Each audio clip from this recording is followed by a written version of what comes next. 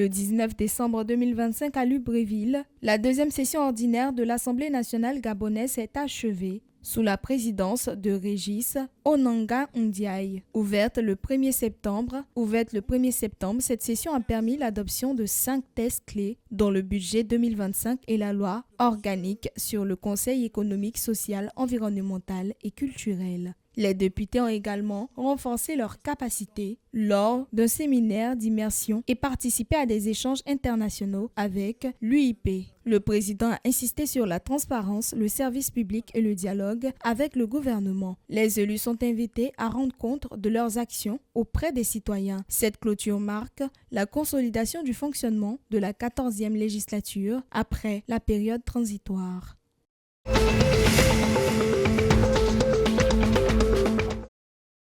Au Tchad, le 19 décembre 2025, le Sénat a adopté à l'unanimité le projet de loi ratifiant l'ordonnance numéro 005-PR-2025 relative aux principes fondamentaux de l'organisation administrative du territoire. La séance plénière a été présidée par Dr Haroun Kabadi, président du Sénat, en présence de plusieurs membres du gouvernement, dont le ministre délégué à la décentralisation et le secrétaire d'État aux finances. Avec 65 votes pour 0 contre et une abstention. Cette adoption constitue une étape majeure pour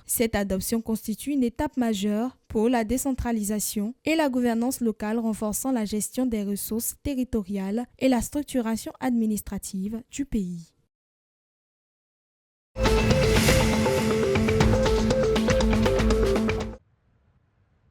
En Guinée équatoriale, l'Institut national de la statistique a publié le rapport 2024 sur le commerce extérieur. Les exportations ont chuté de 28,2%, passant de 3 846 à 2 760 milliards de francs CFA, sous l'effet de la baisse des hydrocarbures qui représente encore 86,5% du total.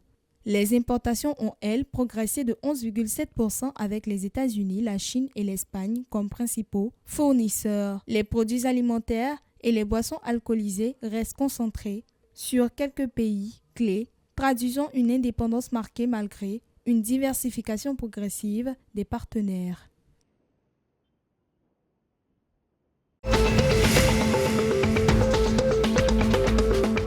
Le 18 décembre 2025 à Kinshasa, l'État congolais a signé un protocole d'accord renforçant la gouvernance et la transparence de la redevance sur la consommation d'électricité pour les clients en hausse et moyenne tension. Cet accord associe le secrétaire général aux ressources hydrauliques, la DGRAD, l'ANCR et la SNEL. L'objectif est de sécuriser la perception des recettes non fiscales et parafiscales, de rendre le mécanisme légal prévisible et équitable et de soutenir le financement de l'électrification rurale. Selon les autorités, cette réforme confirme la volonté du gouvernement de moderniser le secteur électrique et d'améliorer la transparence dans sa gestion.